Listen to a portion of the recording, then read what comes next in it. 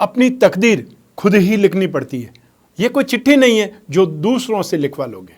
भाग्यशाली वो नहीं होते जिन्हें सब कुछ अच्छा मिलता है, बल्कि वो होते हैं जिन्हें जो मिलता है उससे ही वो अच्छा बना लेते हैं।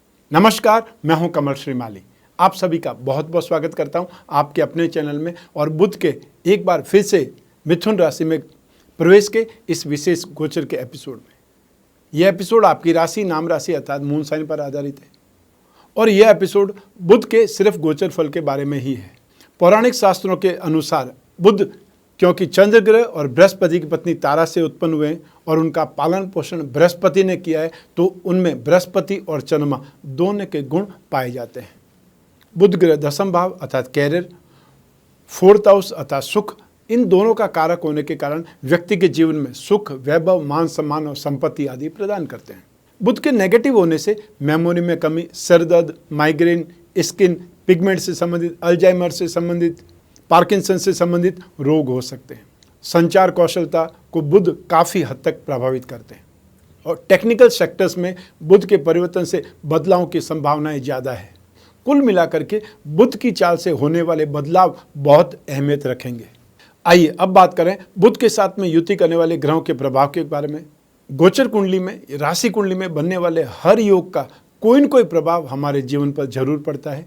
ग्रहों की चाल लोगों को बुरा करने की ओर तो साथ ही साथ अच्छा करने के लिए भी प्रेरित करती है। बुध के मिथुन राशि में प्रवेश करने से सूर्य के साथ में युति हो जाएगी और साथ ही साथ बृहस्पति का दृष्टि संबंध भी स्थापित हो जाएगा। और इसका परिणाम क्या मिलेगा, सबसे पहले यही जान लेते हैं। सबसे पहले बात करेंगे बुध और सूर्य की युति की। सामान्यतया 80% जन्म कुंडलियों में सूर्य और बुध की युति होती है। गोचर में भी प्राय सूर्य, बुध, शुक्र आसपास ही रहते हैं। 45 डिग्री से दूर ये ग्रह हो ही नहीं सकते। ये गोचर शिक्षित में अर्थात एजुकेशन में इंटरेस्टेड बना देते हैं। स्वभाव व्यावहारिकता से भर जाता है और बिजनेस में यश मिलता है और ऐसे गोचर में बुद्धि से पैसा कमाया जाता है, न कि फिजिकल एक्टिविटी से या फिर शारीरिक मेहनत से। बुध और बृहस्पति का दृष्टि संबंध। बुध के एक बार फिर से मिथुन राशि में आने से बृहस्पति की दृष्टि में आ जाएंगे और बृहस्पति के बुध पर दृष्टि होने से बुद्धिमान और विद्वान होंगे, समझदारी भी आएगी। और इसका मुख्य कारण है कि जहाँ बृहस्पति ज्ञान और अनुभव के कारक हैं, तो बुध बुद्धि के। ऐसे समय में धर्म और न्याय के द्वंद्व में फंसे रह सकते हैं। हर काम करने से पहले अपना दिमाग जरूर लगाएंगे, सोच विचार जरूर करेंगे, लेकिन इस समय कानूनी दाव पे समझने की इच्छा बहुत तीव्र हो सकती है। और इसी गोचर काल में कुछ लोग बाग बगीचे लगाने का या पेड़ पौधे लगाने का शौक पूरा कर सकते हैं। और ये समय काल भी मानसून का है, तो मौसम भी वैसा ही रहेगा और यूँ भी हमारी एक प्रकार से जिम्मेदारी है कि हम इस धरती को हरा भरा बनाएं। यही बुध ग्रह 7 जुलाई को मृगशीर्ष नक्षत्र के तीसरे चरण में प्रवेश होने से एक बार फिर से मिथुन राशि में प्रवेश कर जाएंगे और यहाँ पर 25 जुलाई तक मिथुन राशि में गतिशील रहेंगे। बुध पृथ्वी तत्व के स्वामी हैं और अपनी ही राशि में प्रवेश करके वायु तत्व से संबंध जोड़ेंगे। तो आइए देखते हैं कि मिथुन राशि में एक बार फिर से बुध का गोचर आपको क्या प्रभाव देने वाला। आइए आरंभ करते हैं मेष राशि से। मेष राशि के लिए 3rd हाउस का और 6th हाउस का लॉर्ड है और आपकी राशि से पराक्रम भाव में गोचरवश बुध का प्रवेश होने वाला है। यह गोचर आपके आत्मविश्वास और साथ ही साथ इच्छा शक्ति में वृद्धि करेगा। इस गोचर से आप पर पॉजिटिव इम्पैक्ट पड़ेगा और आप कुछ अच्छे काम करेंगे। स्टूडेंट अपना कंसंट्रेशन वापस पाएंगे और कुछ नई चीज़ों को सीखने के प्रति एक्साइटेड होंगे। आपकी मेहनत ही आपको सफलता की राह पर ले जाएगी, ये याद रखिएगा। और जो लोग जॉब वाले हैं उनको फिर भी स्टेबल एटमॉस्फेयर काम करने के लिए मिलेगा, लेकिन अपने जो भी सीनियर्स हैं उनके साथ में आर्ग्यूमेंट से बचना होगा। और यदि आपने ये सीख लिया तो वो आपकी प्रशंसा करेंगे। जो मैरिड हैं वो अपने जीवन साथी के साथ में क्वालिटी टाइम व्यतीत करेंगे, समझाइश करेंगे या एडजस्टमेंट वो आराम से ढूंढ पाएंगे। जो बिजनेसमैन है इस समय काल के दौरान फाइनेंशियल गेन के लिए, फाइनेंशियल स्टेबिलिटी के लिए, रिसोर्सेज डेवलप करने के लिए अपना एफर्ट करेंगे और सक्सेस हो जाएंगे। साथ ही साथ जो लोग लोन में अटके हुए हैं वो अपने जो लोन है पेंडिंग है उनको चुकाने के लिए एफर्ट करेंगे और सफल होंगे। आइए अब बात करें वृषभ राशि की। तो वृषभ राशि के लिए सेकंड हाउस के लॉर्ड और फिफ्थ हाउस के लॉर्ड बुध हैं और आपकी राशि से सेकंड हाउस में ही गोचर वश प्रवेश कर रहे हैं। इस गोचर काल के दौरान आप में से कुछ लोग अपनी प्रॉपर्टी के माध्यम से गेन करेंगे या प्रॉपर्टी के लेन देन में बहुत ज़्यादा लाभ कमाएंगे। आपकी संपत्ति से जुड़े हुए जो भी विवाद हैं उसमें आपको राहत मिलेगी, वो विवाद सुलझने के रास्ते नजर आएंगे। इनकम का प्रवाह वास्तविक रूप में बहुत अच्छे ढंग से बढ़ेगा और आपके रिश्ते नाते की स्थिति भी अब जाकर के कुछ अच्छे ढंग से डेवलप होगी और आपका जीवन साथी हर क्षेत्र में आपका साथ देंगे। हालांकि कुछ आर्ग्यूमेंट हो सकते हैं, तर्क वितर्क हो सकते हैं, इसमें कोई मना ही नहीं है, लेकिन आप उन्हें आसानी से सुलझा भी लेंगे। कोई अन्य से अपने निजी जीवन की बातों को साझा न करें, यह आपके जीवन पर बुरा प्रभाव डालेगा। जो जॉब वाले हैं उनको अपने ऑफिस की पॉलिटिक्स से दूर रहने की सलाह दे रहा हूं, क्योंकि वो अर्थात आपके विरोधी आपकी इमेज को खराब कर सकते हैं। आइए अब बात करें मिथुन राशि की। तो आपके राशि का अधिपति और साथ ही साथ फोर्थ हाउस का लॉर्ड बुध है और आपकी राशि भाव में गोचरवश प्रवेश कर रहे हैं। आप अपनी पर्सनैलिटी में एक नया अट्रैक्शन देखेंगे जो लोगों को अपनी ओर अट्रैक्ट करेगा।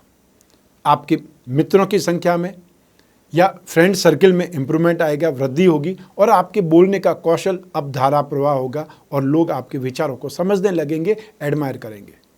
विवाहित जोड़ों को एक प्रकार से जीवन साथी का प्यार बरसेगा और माता पिता का आशीर्वाद भी आपको मिलेगा, अर्थात उनसे भी ट्यूनिंग बहुत अच्छी जमेगी। जो लोग कामकाजी हैं अर्थात जॉब वाले हैं, उनको मैं सलाह दे रहा हूं कि वो बहुत अच्छे ढंग से मेहनत करें और अपने कामों को समय पर पूरा करें।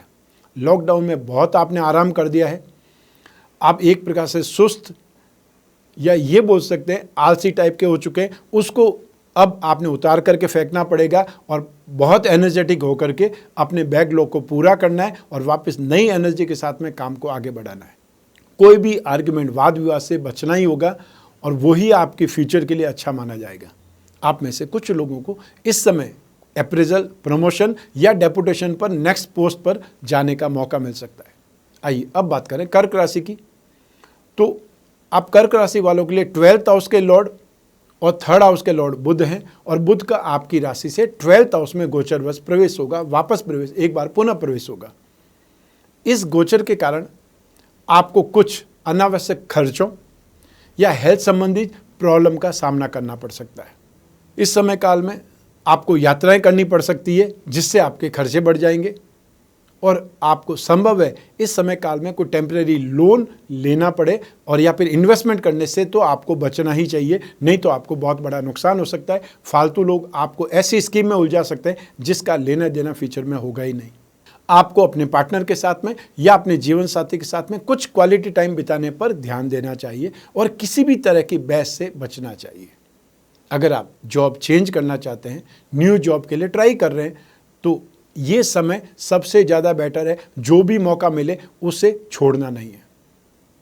और जो बिजनेसमैन है, आपके बिजनेस में कुछ नई स्टाइल, कुछ नई प्लानिंग, नई स्ट्रेटेजी आपको बनानी पड़ेगी, तभी आप लाभ कमाने में, लाभ एक प्रकार से प्राप्त करने में सफल हो जाएंगे। आइए अब बात करें सिंह राशि की। तो सिंह राशि के लिए लाभेश 11th हाउस के लॉर्ड और धनेश 2nd हाउस के लॉर्ड बुध हैं और आपकी राशि से लाभ भाव में 11th हाउस में गोचरवश एक बार फिर से प्रवेश कर रहे हैं और इससे आपकी फाइनेंशियल स्ट्रेंथ बहुत इंप्रूव करने लगेगी। यह टाइम पीरियड आपकी इच्छा और आवश्यकता को पूरा करने में आपकी भरपूर मदद करेगा और सोसाइटी के तौर पर भी आप अपनी पॉजिटिविटी और अपनी बुद्धि, अपनी स्टाइल से लोगों को प्रभावित करेंगे और समृद्धिशाली माने जाएंगे और जो आपके फ्यूचर के लिए बहुत ज़्यादा फायदेमंद रहेगा। आपको कुछ नई चीज़ें सीखने या कुछ नई जगहों का पता लगाने के लिए सही समय मिलेगा, पर्याप्त समय मिलेगा और आप में इसको अपना पेशा भी बना लेने की एक प्रकार से जागरूकता दिखाई देगी, इंटरेस्ट दिखाई देगा और ये आगे बढ़ करके, आगे जा कर के फ्यूचर में आपको बहुत ज़्यादा प्रॉफिटेबल हो सकता है। आपकी मैरिड लाइफ में अच्छा समय होगा। जो पुराने वाद विवाद है उनको आप सुलझा पाएंगे और जिन लोगों की नई नई शादी हुई है वो लोग इस समय काल में अपने फ्यूचर की योजना बना सकते हैं। लेकिन ये जरूर ध्यान रखना है कि छोटी छोटी बातें बहुत बड़ा रूप भी ले सकती है, अनबन ईगो में बदल सकती है, जिसको आपने हर हालत में हटाना ही पड़ेगा, टालना ही पड़ेगा। और इसको बहुत स्टाइल से संभालने की ज़रूरत है। इंसल्ट हो या ईगो का मामला नहीं आए, यही ध्यान रखना है। आइए अब बात करें कन्या राशि की। तो कन्या राशि के लिए आपका राशि अधिपति भी फर्स्ट हाउस का लॉर्ड भी है और साथ ही साथ कर्मे से 10th हाउस के लॉर्ड भी बुध हैं और आपकी राशि से 10th हाउस में ही गोचर वर्ष प्रवेश करने वाले हैं। तो यह टाइम पीरियड सिर्फ 18 दिन ही है, ये आपकी लाइफ पर पॉजिटिव इम्पैक्ट डालेगा। आप अपने आप को और अधिक एनर्जेटिक और अधिक होशियार और अधिक वाक चातुर्यता वाले, आर्ग्यूमेंट पावर वाले समझ सकते हैं। और इस समय काल में जो जॉब वाले हैं वो बहुत ही ज़्यादा स्टाइल से, बहुत ही ज़्यादा फाइन ढंग से अपने हुनर और फुल काबिलियत के साथ में काम को पूरा कर पाएंगे और आपका कंसंट्रेशन इस समय बहुत शानदार रहेगा।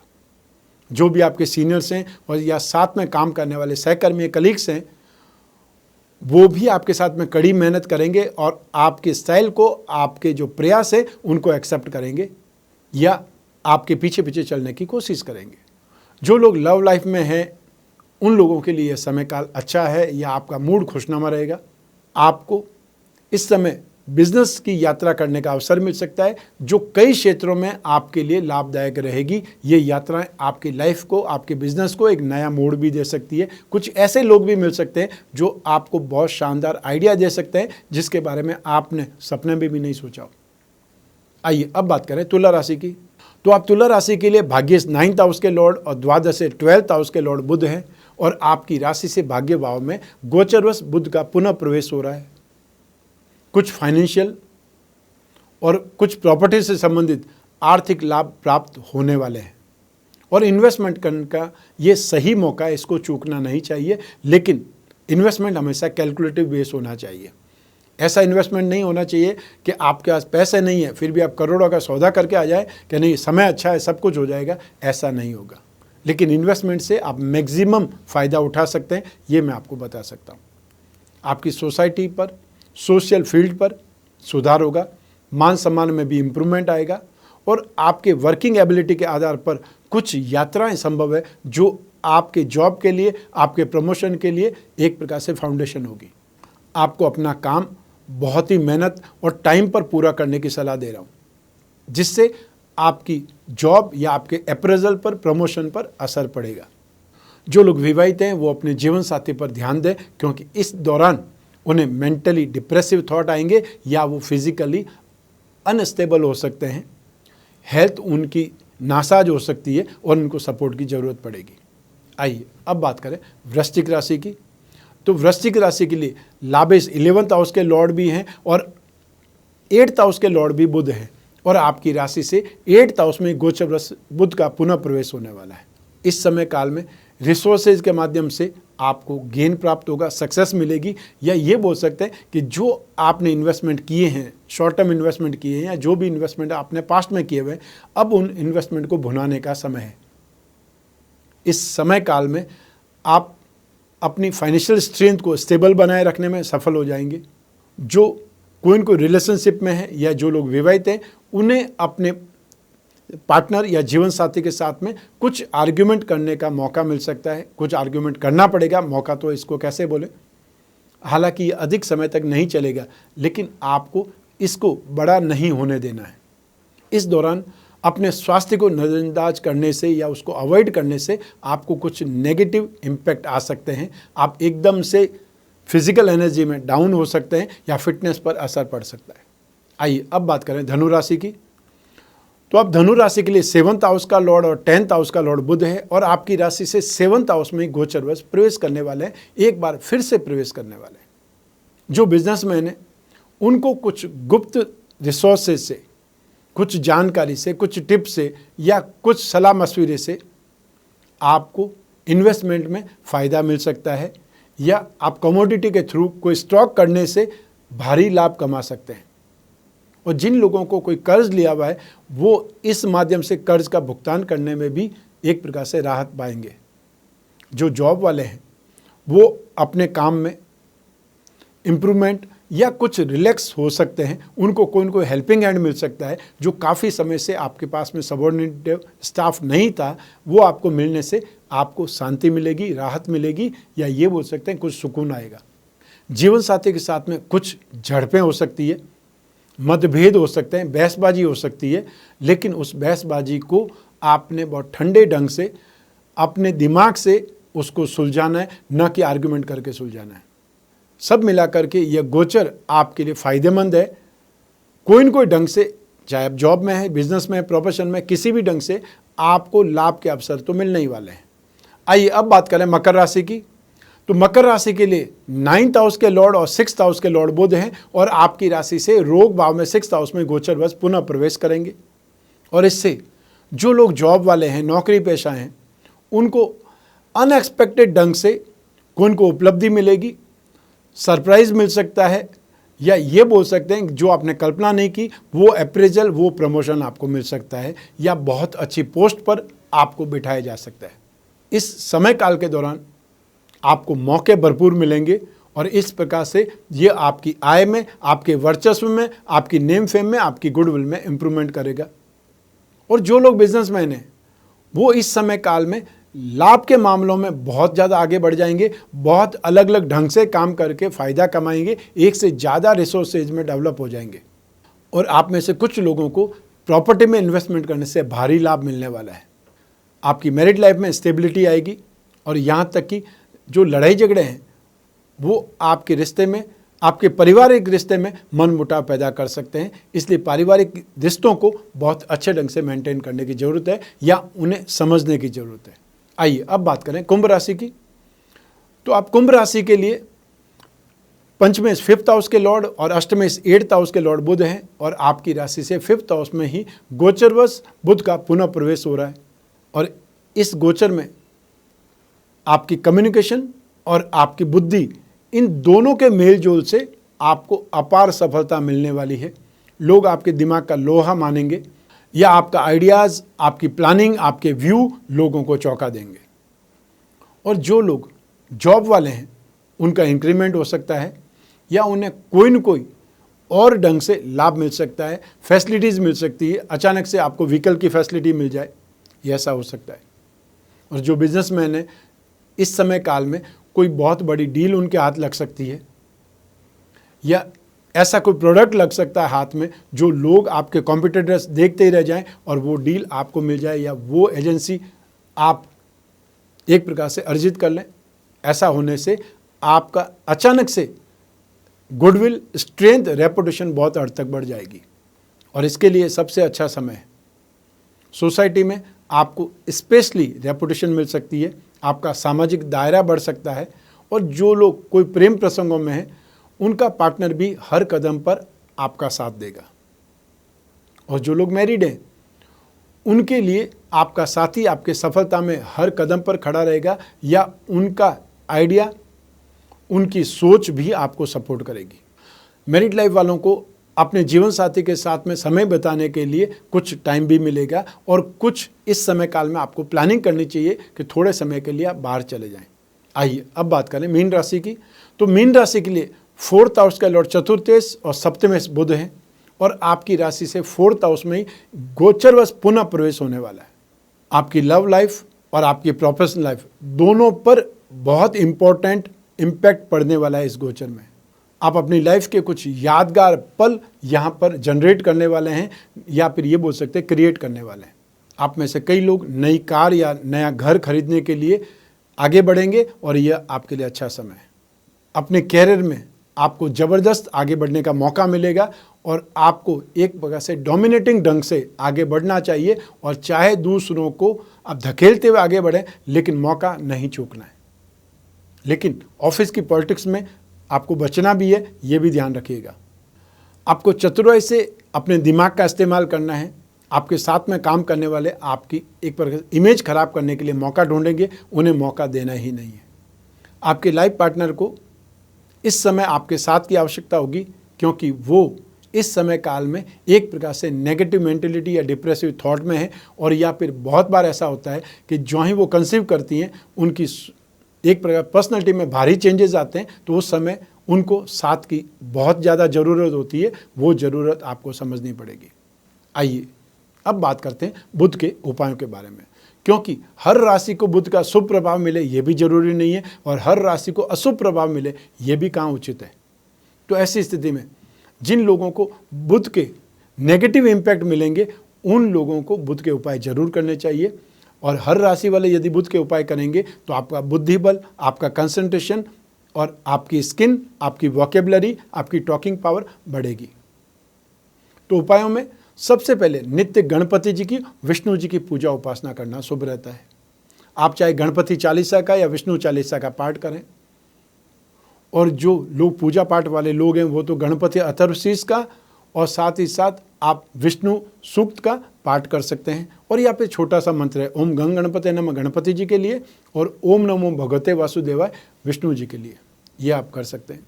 जो लोग कर्ज से दुखी है वो कर्ज से राहत पाने के लिए गणपति जी की पूजा अभिषेक रोजाना करें और दूर्वा अवश्य चढ़ाएं। नित्य शालिग्राम भगवान का पूजन हो सकता है तो वो करें और रोजाना तुलसी पत्र उन पर चढ़ाएं और वो तुलसी पत्र आप स्वयं प्रसाद के रूप में सेवन कर लें। हर बुधवार को सूर्योदय से 1 घंटे के भीतर आपको हरे साबुत मूंग, मूंग की दाल, हरी वस्तुएं, हरी सब्जी, हरे फलों का जो भी आपके सामर्थ्य हो, जो भी आपको उपलब्ध हो पाता हो, उसका आपको दान करना चाहिए और दान हमेशा जरूरतमंद को करना चाहिए। बुध के लिए अष्टविनायक कवच और विष्णु भगवान के लिए 10 अवतार विष्णु कवच धारण कर सकते हैं। इससे भी बहुत बड़ी राहत, स्ट्रेंथ, या ये बोल सकते हैं कि आपकी जो इंटरनल स्ट्रेंथ है उसमें वृद्धि होगी। तो ये था बुध का मिथुन राशि में गोचर फल। लेकिन ये आपकी जन्म कुंडली में से एक ग्रह जिसको चंद्रमा कहा जाता है, राशि कहा जाता है, उस पर बेस्ड है। बाकी सारे ग्रह आपकी जन्म कुंडली में जो दशा चल रही है, वो जो आपकी कुंडली में योग हैं, वो सभी ठीक उसी प्रकार आपको फल देते रहेंगे जैसा पहले दे रहे थे। ये मैंने सिर्फ बुध का गोचर फल आपको बताया है। लेकिन आप अपनी जन्म कुंडली के अनुसार इन ग्रहों का इम्पैक्ट जानना चाहते हैं या दशाफल जानना चाहते हैं, समस्याओं का समाधान जानना चाहते हैं, जो जिज्ञासाएं उनके बारे में जानना चाहते हैं, फ्यूचर की कोई प्लानिंग करना चाहते हैं, या आपको बहुत बड़ा कोई डिसीजन लेना है, उसमें आप दुविधा में हैं, तो फिर अपनी जन्म कुंडली का विश्लेषण जरूर करवाना चाहिए, क्योंकि ये एक प्रकार से आपके डिसीजन लेने के लिए हेल्पिंग हैंड हो सकता है। और उसके लिए स्क्रीन पर जो नंबर है उस पर संपर्क स्थापित करना है, अपॉइंटमेंट फिक्स करना है। फिर आप और मैं ही होंगे आपकी जन्म कुंडली पर, आपके प्रश्नों पर, समस्याओं पर विचार करेंगे और जो भी उचित उपाय होगा वो मैं आपको बतलाऊंगा। इस एपिसोड को यहीं समाप्त करते हैं। मैं कामना करता हूं कि आप स्वस्थ रहें, प्रसन्न रहें और सुरक्षित रहें। अपना और अपने परिवार का बहुत बहुत ख्याल रखें। आप सभी को मेरा नमस्कार, बहुत बहुत शुभकामनाएं। ईश्वर आपकी रक्षा करे। धन्यवाद।